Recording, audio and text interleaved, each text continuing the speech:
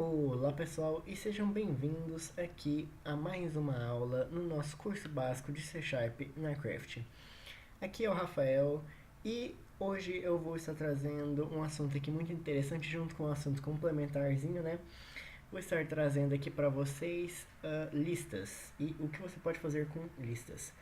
Então, vamos lá. Aqui inicialmente no programinha eu já criei uma classe chamada aluno e aqui usando coisas que a gente já aprendeu nas aulas anteriores, né? Caso você já seja familiar com esses conceitos, ok? Ou se já tivesse visto as outras aulas, se não, assista as outras aulas que você vai entender do que eu estou falando aqui.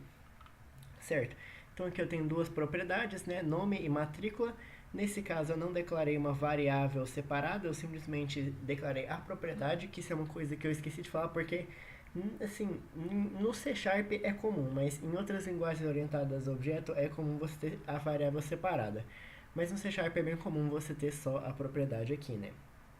E eu coloquei ela pública, aqui nome, mas só o get é público na verdade, porque como você pode ver eu coloquei private set, porque a gente não quer que o usuário depois, né, ou outra coisa, mude o nosso nome. O nome que a gente colocou aqui, que no caso vai ser atribuído quando a gente criar um objeto da classe aluno, né, segundo aqui no nosso construtor. Apenas que a parte do get seja pública. A mesma coisa com matrícula, o get é público, o set é privado, isso é uma coisa que você pode fazer, né? Você coloca aqui o private antes do set. Você poderia colocar o private antes do get também e o set ser público. Não sei porque isso seria útil, mas você pode. E ok. Então, aqui basicamente, né, também tem um contador estático, porque é para a classe inteira, né? Já cobrimos isso. Do número de alunos. Um método que retorna o número de alunos, se a gente quiser, método estático, né? Porque não associado ao objeto. E também a gente tem um método aqui, toString, que eu mostrei nas outras aulas. Um detalhezinho, geralmente ficava sublinhado verde aqui, ó, o toString, né? Não tem problema, tipo, não, como vocês viram nas últimas aulas, compilou e fez o que a gente queria. Mas é uma boa prática você usar essa keyword aqui, override, para o programa saber que você está dando override num método aqui, no caso que seria da classe object, e não fica aquele negócio, mas no fim das contas não muda as coisas. Isso aqui tá só dizendo que você está dando override. E olha só que interessante, quando você cria um novo objeto aluno, ele soma um no número de alunos, né? E a matrícula passa a ser o número de alunos. Mas isso aqui é um negócio muito simples, né? A matrícula do primeiro aluno vai ser 1, depois 2, 3, se a gente quiser uma coisinha um pouco mais legal, né? Por exemplo, na UFG a gente tem assim, a matrícula ela começa com o ano em que o aluno se matriculou na UFG, né? Por exemplo, se você tivesse matriculado em 2016, vai começar com 2016, 2014, 2014 e assim por diante. Como que a gente faz isso no C Sharp? Bom, a gente poderia adicionar aqui manualmente, né? Por exemplo, a gente poderia colocar, né, no caso 2018 vezes 10.000 para a gente colocar, tipo, alguns números vazios, né? Entre o 2018 e o número de alunos, mais número de alunos. Isso aqui vai funcionar. Mas, no caso, né, quando o ano acabar e for 2019, vai ter que vir aqui no código e mudar. Isso não é muito prático, né? Você não quer que a manutenção do seu código seja desse jeito, né? Que você tem que mexer na classe e mudar essas coisas. E para isso existe uma classezinha muito interessante que se chama DataTime. Aqui, DateTime. Ela tem várias funçãozinhas que te dão informações sobre data e outras coisas. Só que tem um detalhe que ela sempre devolve um objeto datetime também. Mas para isso ela tem uma função toString. Então vamos fazer aqui, né? Datetime.today, que seria o hoje. A gente pode pegar o now também, se a gente quiser ter precisão de horas e tal. Mas no caso a gente só vai precisar da precisão do ano, então no caso a gente pode usar o today. Tem outras funçãozinhas aqui, se vocês quiserem dar uma olhada, é bem interessante, tem coisas bem legais aqui.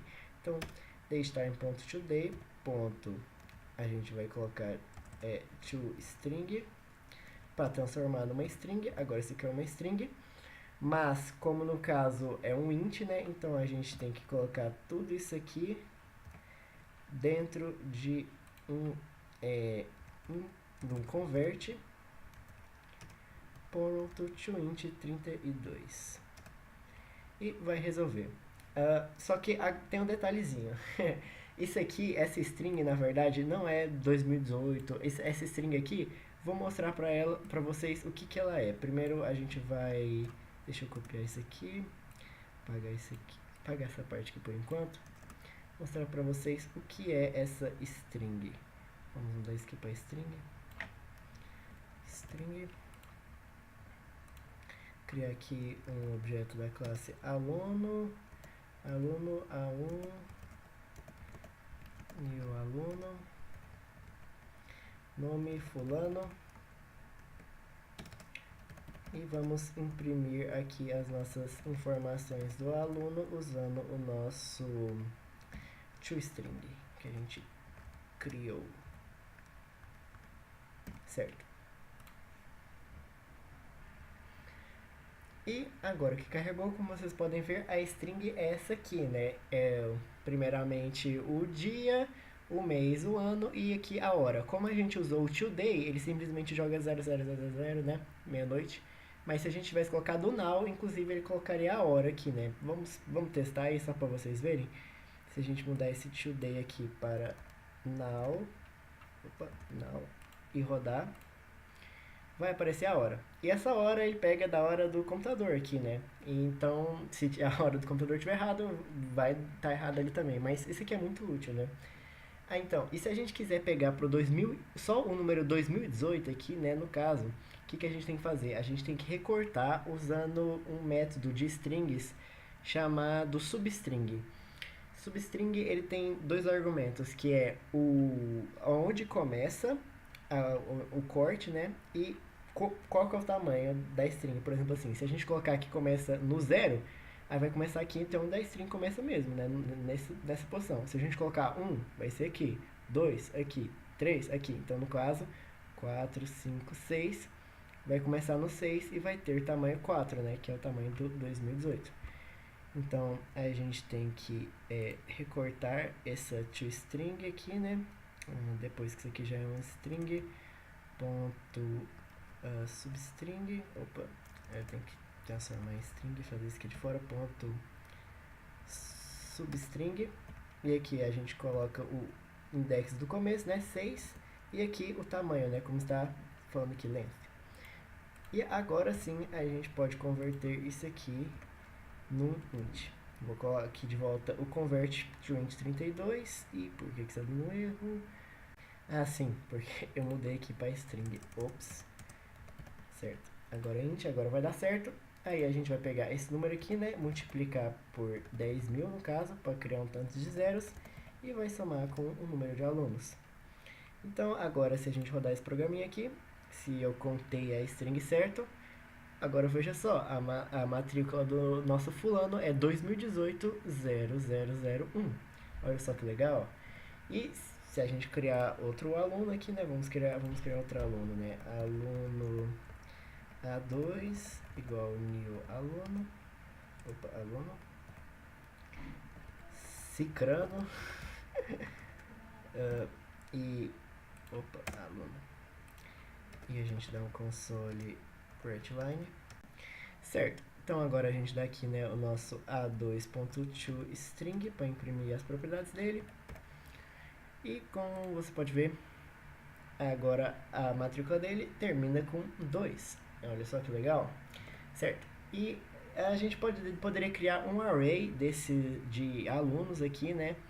Eu não sei se eu mostrei como que faria isso, mas no caso a gente vai usar uma lista.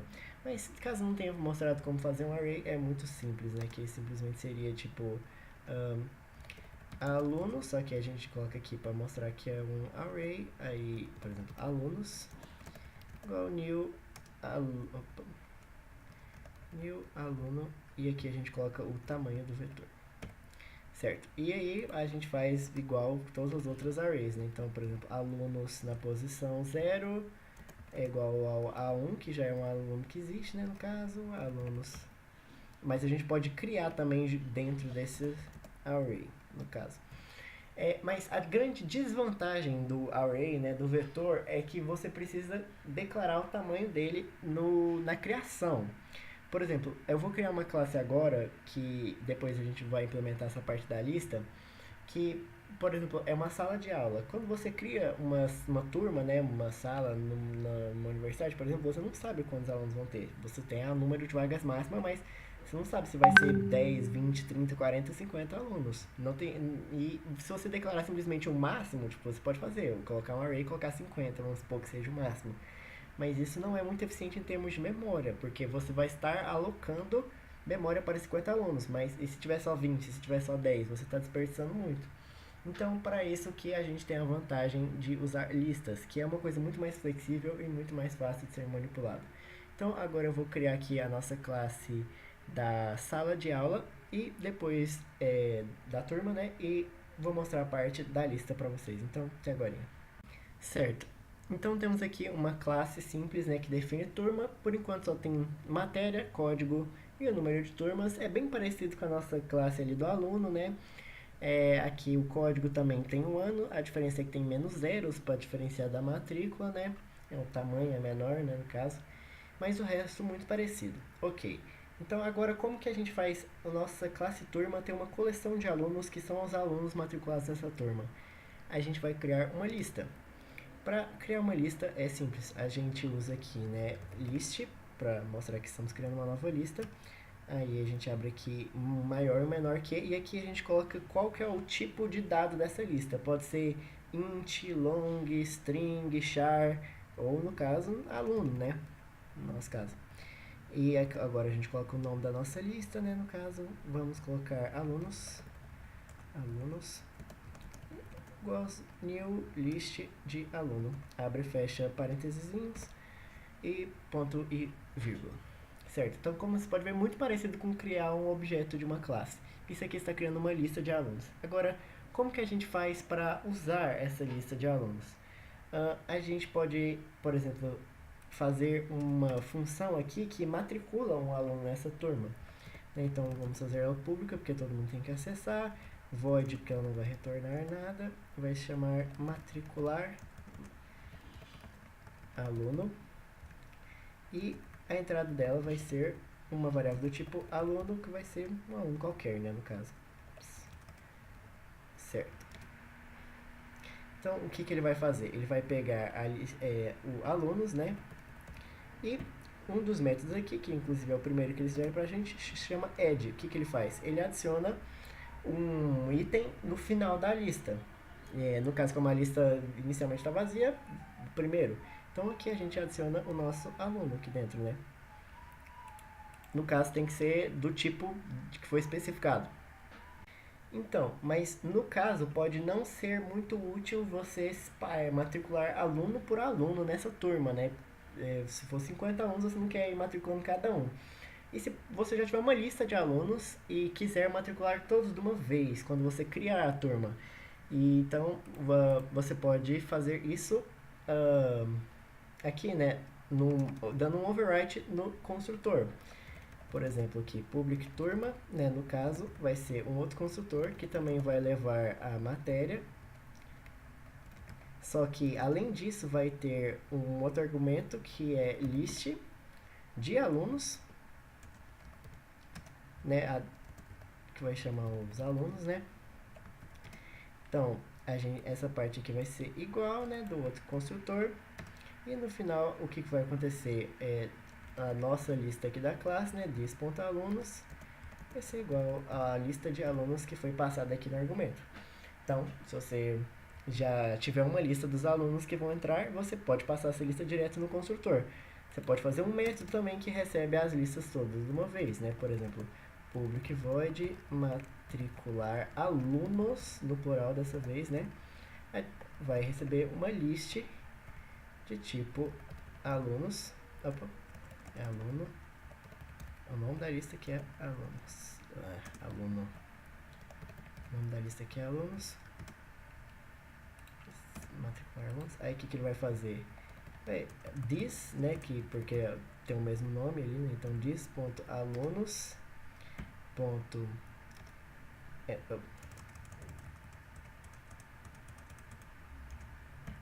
This.alunos.add.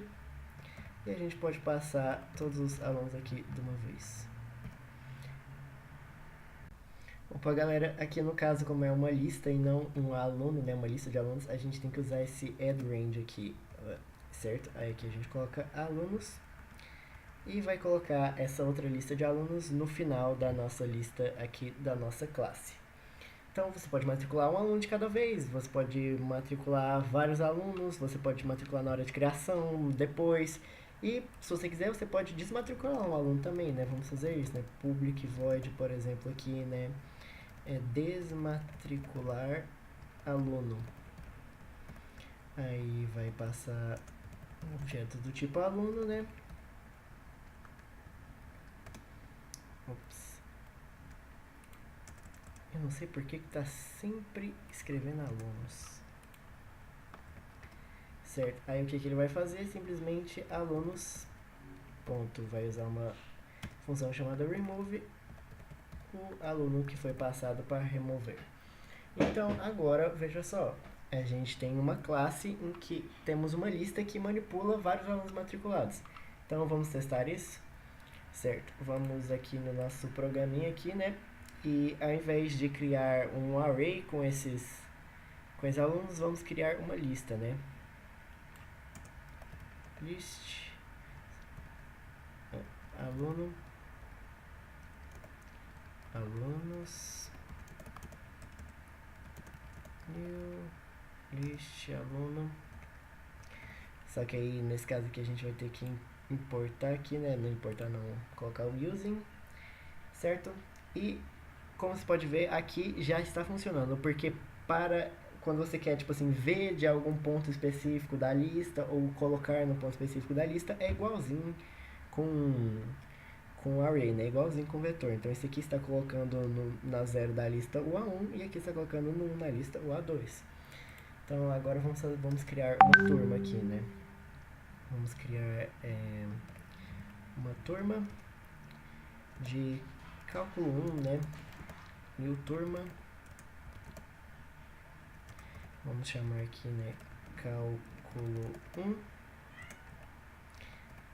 E eu tenho que mudar aqui, né, a turma para no toString. Eu quero colocar as informações dos alunos também, né? Para isso eu vou ter que fazer uma coisa interessante. Eu vou ter que fazer uma string que eu vou chamar de matriculados. E ele vai fazer o seguinte: vai percorrer a lista dos alunos, né? Aliás, não preciso usar o while, não, usar o for mais fácil, né? Então, um int igual a 0, enquanto i for menor do que alunos.count, que devolve o tamanho dos... que é o tamanho da lista, né? É diferente de com array ou com outras coisas, que é o length, né? Aqui é count. E mais. Então, o que ele vai fazendo? Pelo tamanho da lista, ele vai pegar matriculados, vai adicionar, eu tenho que iniciar ela aqui, né? Vou começar ela com vazio. E vai adicionar o alunos na posição i, né, igualzinho com vetor, ponto toString, porque esse aqui é um objeto do tipo aluno, então tem a nossa função toString que a gente colocou aqui na classe alunos. E além disso, um espaçozinho no final, né, para ficar mais organizado. E aí depois disso ele vai adicionar aqui, né, alunos matriculados, né, para ser mais específico. Espaço. Um espaço aqui também antes de começar. Mais matriculados. Certo. Então a gente criou aqui cálculo 1, a gente poderia passar a lista aqui direto, mas vamos usar a nossa função, né, que a gente usou, né, C1.matricular alunos, e vamos passar a nossa lista aqui, né. E vamos ver o que acontece quando a gente dá um console writeLine no toString, né. Um espacinho aqui, né, porque vocês sabem que eu gosto de organizar os trem. Então, C1.toString. Vamos ver o que acontece. Galera, desculpa pela rata. E você pode fazer isso aqui, só que só depois que você já criou a lista, como uma maneira de substituir. Quando você, por exemplo aqui, quando a gente só criou a lista aqui, ela é de tamanho 0, então não tem como você colocar assim, né? Então a gente teria que colocar, né, alunos.add, o nosso A1, alunos.add o nosso A2. Certo. Agora sim vai dar certo, porque está adicionando. Então, como você pode ver, né, tá certo ali na fulano, cicrano, e a gente matriculou os dois nessa matéria aqui, né, cálculo 1, o código aqui só tem um zero aqui, né, que separa, 2018-01, e os alunos matriculados, fulano e cicrano, e as respectivas matrículas deles. Então, e se a gente quiser, por exemplo, desmatricular um aluno? Bom, não é problema. A gente vem aqui, né, no nosso C1.desmatricular alunos, porque aqui tá alunos, tem que ser aluno, que não é lista. Ups, desmatricular aluno. Certo, e aí vamos desmatricular o cicrano, por exemplo, A2. E depois imprimir a mesma coisa para a gente comparar.